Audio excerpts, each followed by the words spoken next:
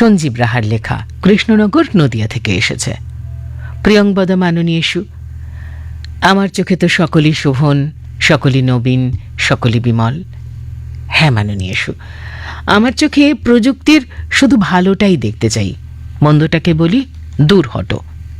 আজকে যে তোমায় কিছু লিখছি সেটাও তো এই প্রযুক্তিরই কল্যাণে।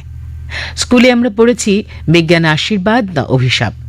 সেই সূত্র ধরে বলি, ভালো কাজে প্রযুক্তিকে ব্যবহার করলে সেই ভালোর তো কোনো সীমারেখা নেই। মন মানসিকতায় যুদ্ধটা যদি দুঃখ দারিদ্র্যের বিরুদ্ধে তথা মানব কল্যাণের পক্ষে থাকে তবে তো কথাই নেই।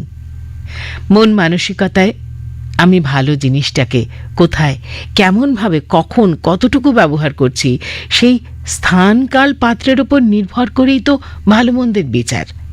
তরকারিতে লবণ দেওয়া প্রয়োজন, অথচ খুব বেশি লবণ দিলে সেটাই খাওয়ার অযোগ্য হয়ে যায়। তাই আজকের প্রযুক্তি তথা কৃত্রিম বুদ্ধিমত্তার প্রয়োগ নিশ্চয়ই ঘটাবো, তাকে ব্যবহার করব মানবিক দৃষ্টিভঙ্গি দিয়ে।